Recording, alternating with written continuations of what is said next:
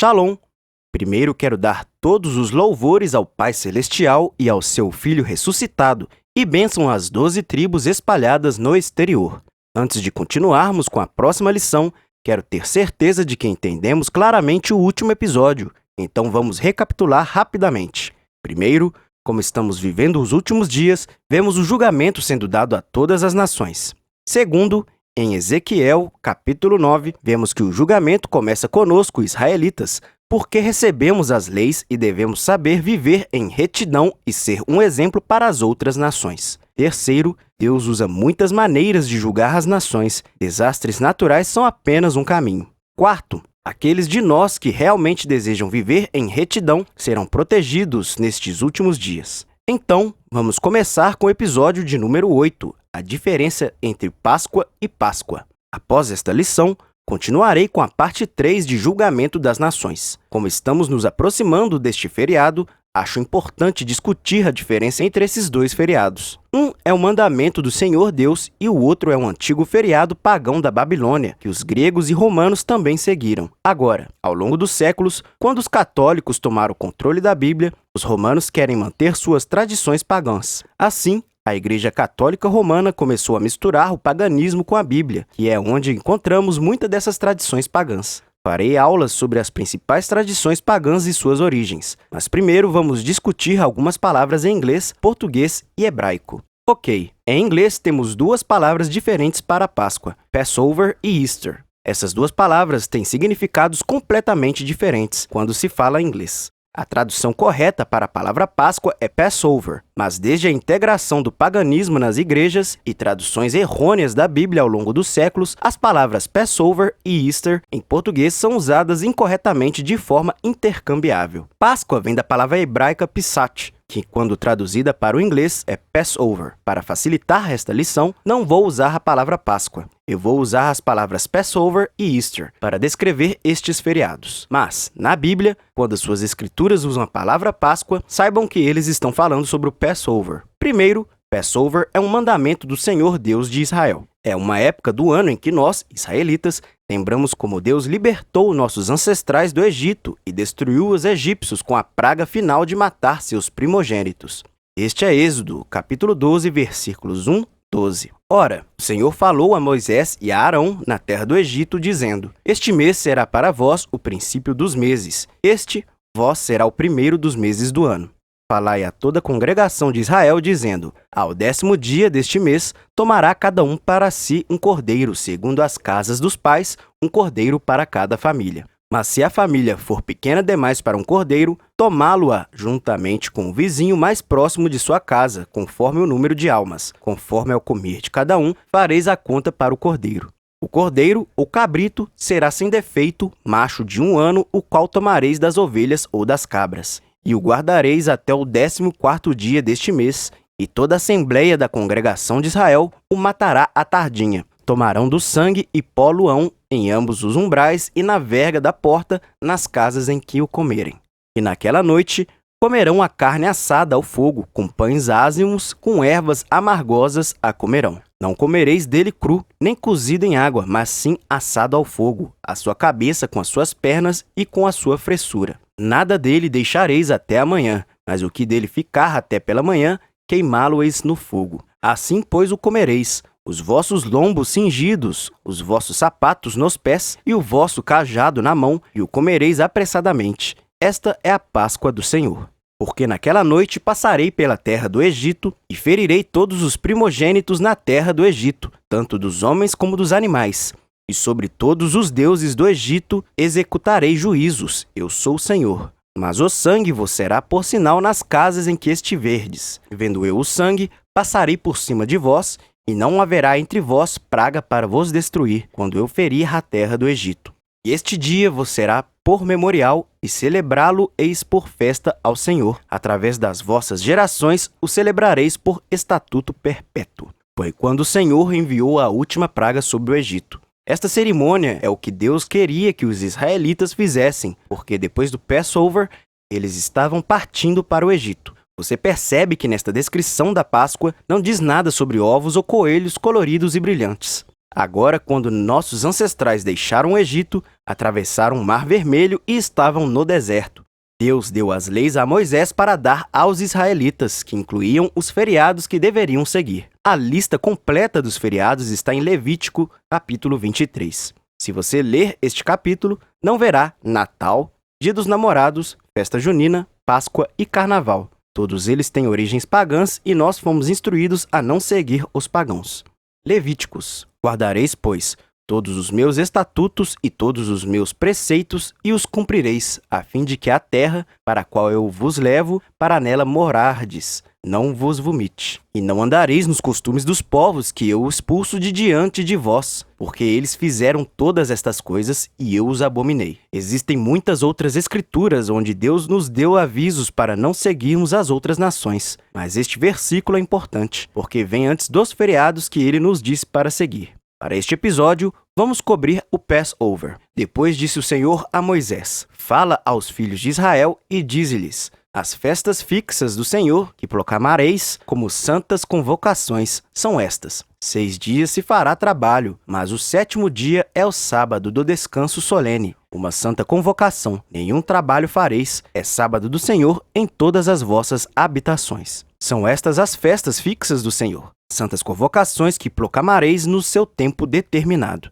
No mês 1º, aos 14 do mês, à tardinha, é a Páscoa do Senhor. Aqui neste capítulo, ele nos dá os feriados a seguir, começando com o sábado, que é o 7º dia da semana e não o 1º. Então ele nos diz para manter o Passover. Agora, porque não estamos em nossa própria terra, há algumas coisas que nos são impossíveis de fazer exatamente como está escrito. Em Êxodo, capítulo 12, parte das instruções é que você consiga um cordeiro de 1 ano de idade sem defeitos. Agora, se você não possui seus próprios cordeiros ou conhece uma fazenda que segue a cultura hebraica, isso será impossível de fazer. Além disso, você deve pegar o sangue do cordeiro e espalhá-lo em cima e nas laterais das ombreiras de suas portas. Se você mora em um apartamento ou na casa de outra pessoa, provavelmente não poderá pegar sangue de cordeiro e colocá-lo na porta. Mas isso não significa que você deva desistir e não manter o Passover. Não, você deve guardar a Páscoa e você deve comer carne de cordeiro de alguma forma com vinho e ervas amargas. A Bíblia não diz explicitamente o que são consideradas ervas amargas e como todos nós temos gostos diferentes, para mim, eu costumava ter algum tempero com orégano no cordeiro. Você come sua comida com seus amigos, família ou sozinho.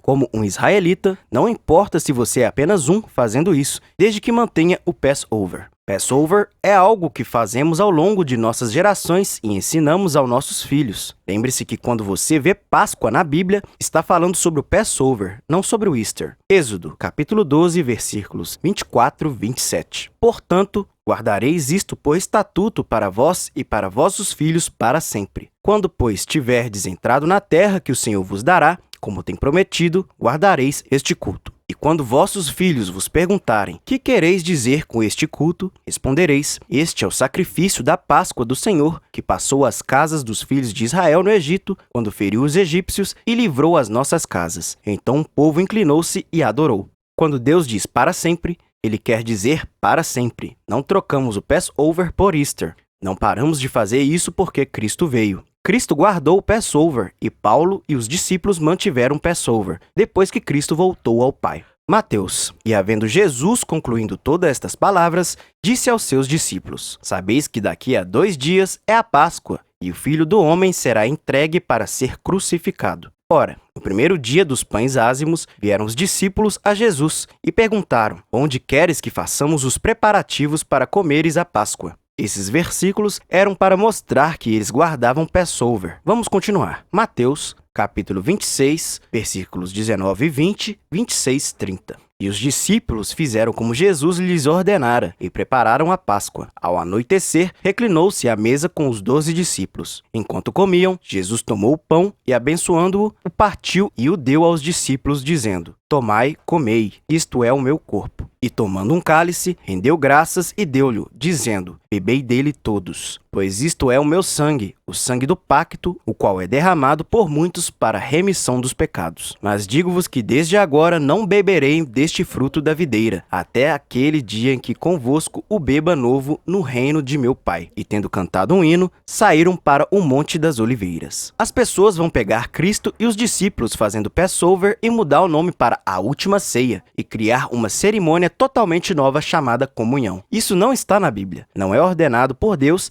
e ninguém na Bíblia o celebrou. Isto é algo que os católicos inventaram e outras igrejas seguiram este costume. As pessoas verão que Deus disse para manter esta ceia para sempre. Você vê que Cristo guardou a ceia, mas alguns pastores tentarão usar a carta de Paulo para sugerir que não precisamos mais fazer isso. Vamos ver o que Paulo disse. Coríntios capítulo 5, versículos 7, 8. Expurgai o fermento velho, para que sejais massa nova, assim como sóis sem fermento, porque Cristo, nossa Páscoa, já foi sacrificado. Pelo que celebremos a festa, não com fermento velho, nem com fermento da malícia e da corrupção, mas com os ázimos da sinceridade e da verdade. Na própria carta de Paulo, ele diz que devemos celebrar a ceia e lembrar de Cristo como nossa Páscoa. Agora, quando guardamos a Páscoa, devemos lembrar de quando Deus nos tirou do Egito e que Cristo é o Cordeiro que cobre nossos pecados e nos protegerá quando Deus começar a julgar as nações. Há um serviço importante que temos que fazer também na primeira noite do Passover e que se chama Ceia dos Pães Ázimos. Foi o que Paulo mencionou no último versículo. Agora vamos voltar para onde Cristo e os discípulos celebraram esta ceia. Mateus, versículo 26, capítulo 17. No primeiro dia dos pães ázimos, vieram os discípulos a Jesus e perguntaram, onde queres que façamos os preparativos para comeres a Páscoa? Vamos ver isso na lei de Deus e como devemos segui-la. Êxodo, capítulo 12, versículos 15 e 20. Por 7 dias comereis pães ázimos. Logo ao primeiro dia tirareis o fermento das vossas casas, porque qualquer que comer pão levedado entre o primeiro e o 7º dia, esse será cortado de Israel. E ao primeiro dia haverá uma santa convocação. Também ao 7º dia tereis uma santa convocação. Neles não se fará trabalho algum, senão o que diz respeito ao que cada um houver de comer. Somente isso poderá ser feito por vós. Guardareis, pois, a festa dos pães ázimos, porque nesse mesmo dia tirei vossos exércitos da terra do Egito, pelo que guardareis este dia através das vossas gerações por estatuto perpétuo. No primeiro mês, aos 14 dias do mês, à tarde, comereis pães ázimos até 21 do mês à tarde. Por 7 dias, não se ache fermento algum nas vossas casas, porque qualquer que comer pão levedado, esse será cortado da congregação de Israel, tanto o peregrino como o natural da terra. Nenhuma coisa levedada comereis, em todas as vossas habitações comereis pães ázimos.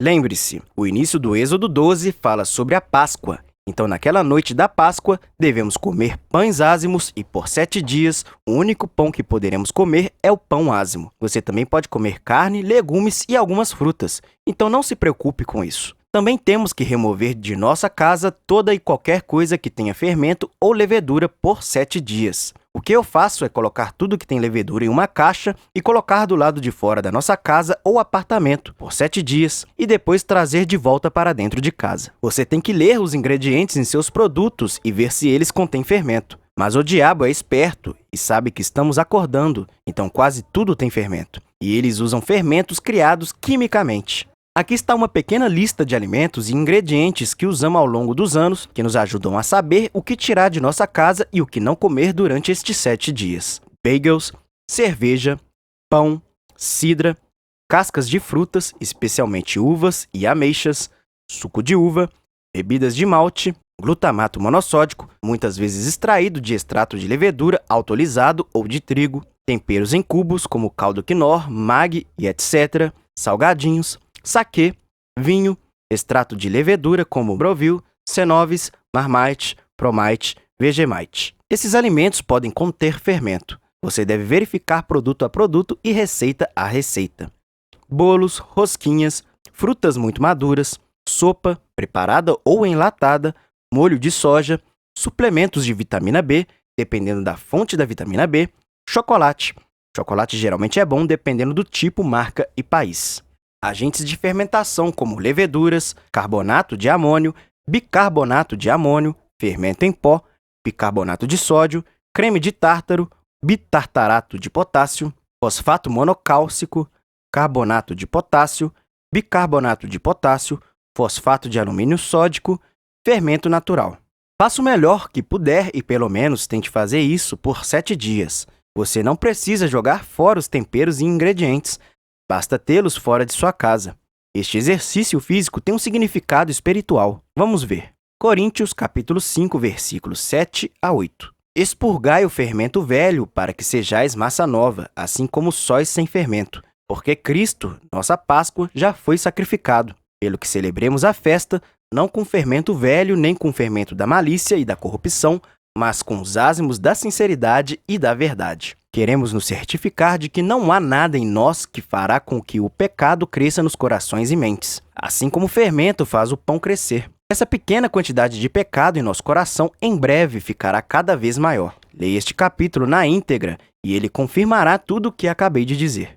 Agora que cobrimos tudo sobre o Passover neste capítulo, vamos cobrir brevemente este feriado pagão chamado Easter. Você notou quando eu repassei todas as coisas sobre o Passover que você não viu nada sobre ovos ou coelhos? Então, de onde veio isso? Easter vem de um antigo feriado na Babilônia, que gregos e romanos adotaram. Os babilônios tinham uma deusa chamada Ishtar, de onde recebemos o nome de Easter. Ela era uma deusa da fertilidade, o que conecta a coelhos e ovos. As pessoas tinham esses ovos e coelhos em torno de seu festival e faziam sacrifícios a esse falso deus. O catolicismo romano combinou este paganismo com a Bíblia. Paulo nos advertiu sobre tentar misturar paganismo com a palavra de Deus. Coríntios, capítulo 10, versículos 20 e 21. Antes digo que as coisas que eles sacrificam, sacrificam-nas a demônios e não a Deus. E não quero que sejais participantes com os demônios. Não podeis beber do cálice do Senhor e do cálice de demônios. Não podeis participar da mesa do Senhor e da mesa de demônios. Cristo deu este mesmo aviso em Apocalipse. Apocalipse, capítulo 2, versículos 12 e 16. Ao anjo da igreja em Pérgamo escreve: Isto diz aquele que tem a espada aguda de 2 gumes. Sei onde habitas, de que é onde está o trono de Satanás. Mas retens o meu nome e não negaste a minha fé, mesmo nos dias de Antipas, minha fiel testemunha, o qual foi morto entre vós, onde Satanás habita. Entretanto, algumas coisas tenho contra ti, porque tens aí os que seguem a doutrina de Balaão, o qual ensinava Balaque a lançar tropeços diante dos filhos de Israel, introduzindo-os a comerem das coisas sacrificadas a ídolos e a se prostituírem. Assim, tens também alguns que, de igual modo, seguem a doutrina dos nicolaítas. Arrepende-te, pois, ou senão virei a ti em breve, e contra eles batalharei com a espada da minha boca. Durante o tempo de Paulo, Pedro e os apóstolos, os nicolaítas eram um grupo de pessoas tentando dizer às pessoas que não há problema em manter o paganismo e ainda seguir a palavra de Deus. Cristo relata isso em Balaão, que ensinou a todos como fazer com que os israelitas pecassem. Cobrimos a história de Balaão nos livros de Números, quando ele estava tentando amaldiçoar os filhos de Israel. Cristo, nos últimos dias, está nos dizendo para nos arrependermos ou, quando ele voltar, ele nos julgará e aqueles que ensinam essa maldade. Com isso, vamos recapitular. 1. Páscoa na Bíblia não é o que a maioria das pessoas faz hoje. 2. Devemos manter a Páscoa como está descrito na Bíblia. 3. Remova qualquer paganismo de nossa participação neste dia santo. 4. Mantenha a ceia dos pães ázimos o melhor que puder. 5. Cristo e Paulo não mudaram a Páscoa para algo diferente. 6. Mantenha as ceias, mesmo que ninguém mais esteja fazendo isso. 7. Aproveite esta ceia, porque é um sinal de nossa independência de nossos opressores e do pecado. Esperamos que você tenha aprendido algo e compartilhe com seus amigos e familiares. Não deixe de curtir, compartilhar e se inscrever no nosso canal do YouTube e visite nosso site em www.12tribusdeisrael.com. Seja abençoado, continue a guardar as leis e mandamentos de Deus e a fé em Cristo. E nos vemos no próximo episódio.